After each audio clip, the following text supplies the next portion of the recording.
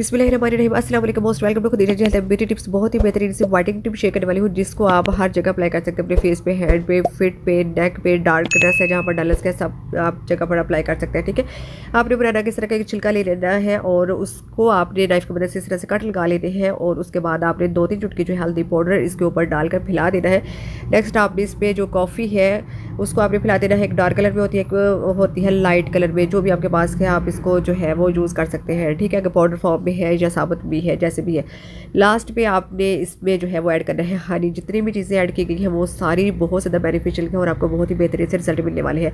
तो जहाँ पर भी आपने इसको अप्लाई करना है, अप्लाई करने के लिए फिर आपने इसकी मसाजिंग जो है वो स्टार्ट कर देनी है। जहाँ पर भी आपने इसको अप्लाई करना है, ठीक है, 2 से 3 मिनट आपने इसकी जो है मसाजिंग करनी है, जिससे स्क्रबिंग करनी है। उसके बाद आपने इसको 10 to 15 मिनट तक आपने इसको लगा छोड़ देना है। जब ये ड्राई हो जाएगा तो वॉश कर लेना। बहुत अच्छे आपको रिजल्ट मिलेंगे। जरूर अप्लाई कीजिएगा, मुझे अपना फीडबैक दीजिएगा, साथ ही साथ चैनल को कर दीजिए लाइक, शेयर, सब्सक्राइब। अपना बहुत सारे ख्याल रखिएगा।